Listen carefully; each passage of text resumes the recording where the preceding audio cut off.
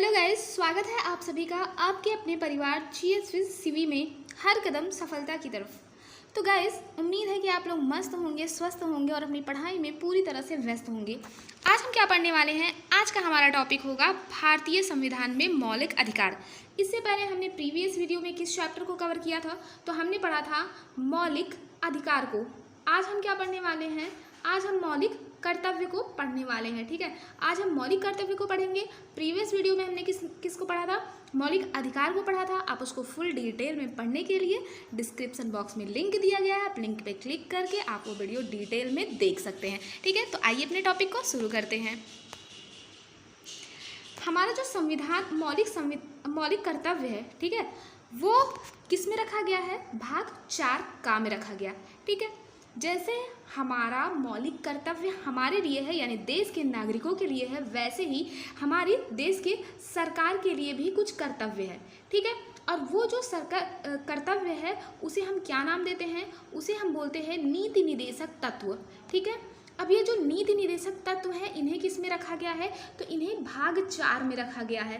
भाग 4 में रखा गया है। और हमारे कर्तव्यों को किस में रखा गया है? तो भाग 4 का में रखा गया है।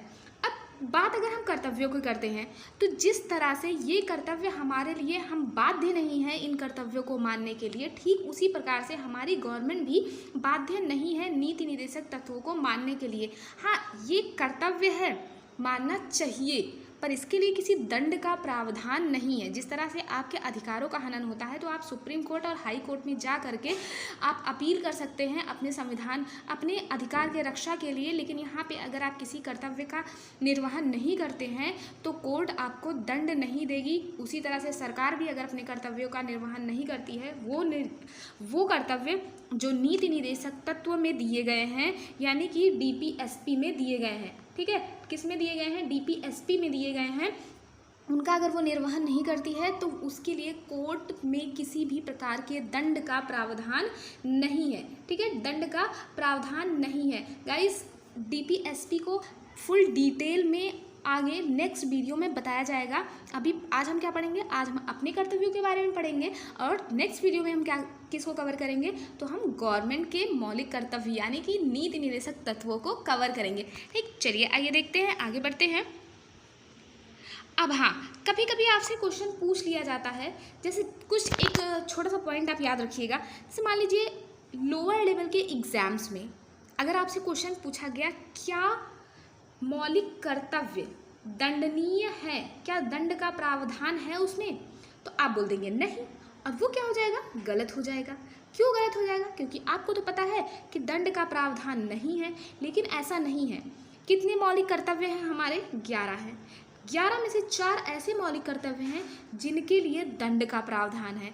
इसलिए मौलिक कर्तव्य 11 तो नहीं, पर 4 मौलिक कर्तव्यों के लिए दंड दिया जा सकता है। ठीक है, तो आप ध्यान से आंसर लगाइएगा। अगर आप हाई लेवल का एग्जाम देते हैं, यानी कि पीसीएस, एसएससी, सीजीएल वगैरह का एग्जाम देते हैं, अगर वहाँ भी पूछा जाता है तो वहाँ पे आपसे वो दंडनीय ना पूछ करके आपसे ये पूछेगा कि 4 कौन कौन से मूल कर्तव्य है जो दंडनीय है। ठीक, अब देखिए, क्वेश्चन आपसे पूछा जा सकता है कि सरदार स्वर्ण सिंह समिति के द्वारा क्वेश्चन आपसे पूछा जा सकता है कि किस समिति के द्वारा मूल कर्तव्य को संविधान में जोड़ा गया? तो किस संविधान के द्वारा जोड़ा गया है? किस समिति के द्वारा जोड़ा गया है? सरदार स्वर्ण सिंह समिति के द्वारा जोड़ा गया है। कंफ्यूजन वाला पॉइंट यहाँ पे ये है कि वर्मा समिति ने इसे लागू कराया है। ठीक है, अगर लागू कराने यानी कि इन्फोर्स कराने की बात आएगी तो आप किसका नाम लेंगे? तो आप नाम लेंगे वर्मा समिति का। अगर पूछेगा कि जोड़ा किसने है तो आप क्या नाम लेंगे? तब आप बताएंगे सरदार स्वर्ण सिंह समिति ने। और एक पॉइंट ये कि जो सरदार स्वर्ण सिंह समिति ने जब मूल कर्तव्यों को जोड़ा था संविधान में, है ना, जब मूल कर्तव्यों को उन्होंने जोड़ा था तब ये दंडनीय था। लेकिन सुप्रीम कोर्ट ने किसी प्रकार का दंड का प्रावधान नहीं किया है। इन्होंने दंड का प्रावधान लेकिन किया था। ये पॉइंट याद रखिएगा, है ना। कितने मूल कर्तव्य हैं? तो भारतीय संविधान में कुल 11 मूल कर्तव्य है। अच्छा, मान लीजिए अगर आपसे क्वेश्चन पूछा जाए, क्या हमारे संविधान के बनते समय संविधान में मूल कर्तव्यों को ऐड किया गया था? तो आपका जवाब होगा नहीं। ठीक है, आपका जवाब होगा नहीं, क्योंकि जब संविधान बन रहा था तो 0 मूल कर्तव्य यानी कि संविधान में मूल कर्तव्यों को नहीं रखा गया था, सिर्फ मूल अधिकार को रखा गया था। फिर उसके बाद एक होता है 42वां संविधान संशोधन। कब होता है? तो ये होता है 1976 में। इसी के तहत 10 मूल कर्तव्यों को जोड़ा गया था, जबकि 11वां मूल कर्तव्य कब जोड़ा गया था? तो ये 86वां, ठीक है, 86वां संविधान संशोधन के जरिए जोड़ा गया था।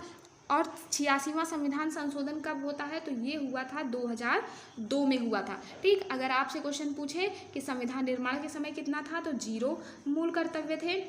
उसके बाद कितने ऐड हुए? 42वें संविधान संशोधन के तहत 10 ऐड हुए, 86वें संविधान संशोधन के तहत 1 ऐड हुआ है, यानी वर्तमान में कुल कितने हैं? तो वर्तमान में कुल 11 मूल कर्तव्य हमारे संविधान में हैं।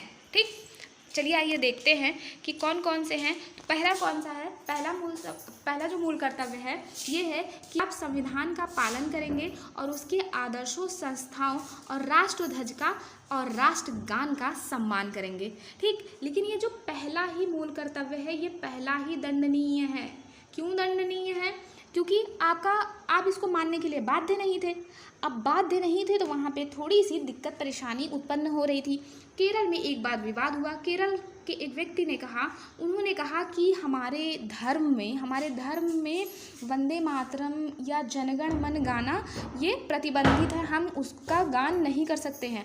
ठीक है, तो कोर्ट ने क्या किया? कोर्ट ने उसमें अपना फैसला दिया कि नहीं, आप नहीं बोलना चाहते कोई प्रॉब्लम नहीं, आप नहीं नाम लेना चाहते कोई प्रॉब्लम नहीं, लेकिन अगर राष्ट्रगान या राष्ट्र गीत कहीं पे हो रहा है तो आपको सावधान मुद्रा में खड़ा होना है। ये किस अधिनियम में कहा गया था?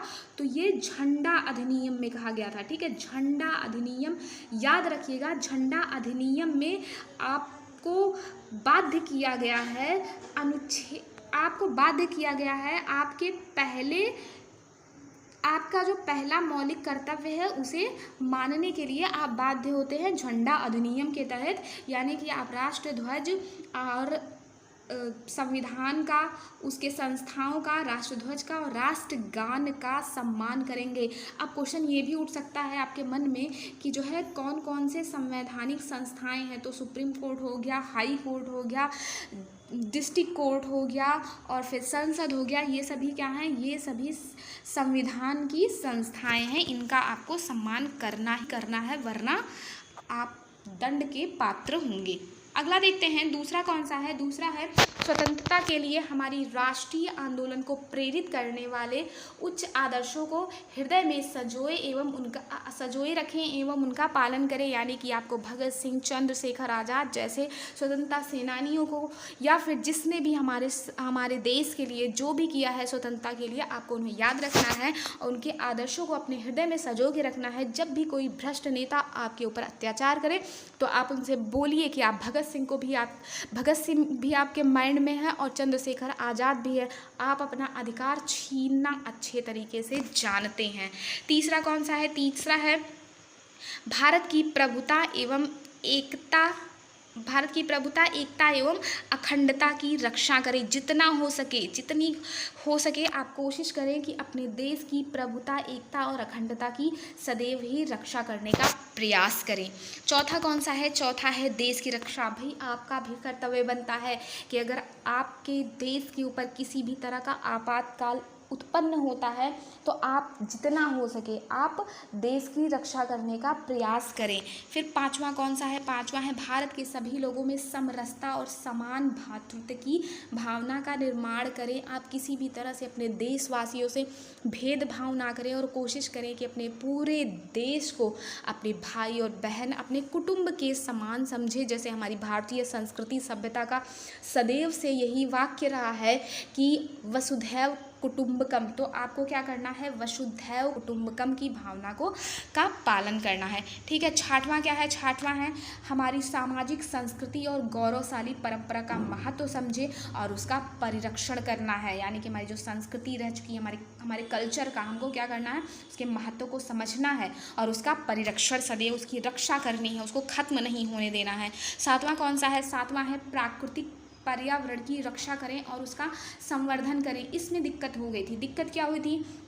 कि पहले इसके लिए किसी भी प्रकार के दंड का जब प्रावधान नहीं था तो लोग क्या करते थे, वो जानवरों का बेतहाशा शिकार करते थे, पेड़ काटते थे। फिर गवर्नमेंट ने क्या किया, वन संरक्षण अधिनियम बना दिया। ठीक है, क्या किया, वन संरक्षण अधिनियम। और वन संरक्षण अधिनियम के तहत ये कहा गया कि आप अगर पर्यावरण को नुकसान पहुंचाते हैं, ठीक है, तो आप क्या होंगे, दंड के पात्र होंगे। किस केस में कहा गया, ये केस भी आपसे पूछ सकता है, तो मेहता वर्सेस, ठीक है, मेहता वर्सेस कौन सा, यूनियन इंडिया। ठीक है, यूनियन इंडिया केस में क्या किया गया है, 7वें मौलिक कर्तव्य को दंडनीय बना दिया गया है। अगर आप 7वें मौलिक कर्तव्य का पालन नहीं करते हैं तो आप दंड के पात्र होते हैं। इसके तहत कौन कौन से अधिनियम आते हैं, वन संरक्षण अधिनियम और वन्य जीव संरक्षण अधिनियम इसके तहत आते हैं। किस संशोधन के तहत, तो 86वें संविधान संशोधन के तहत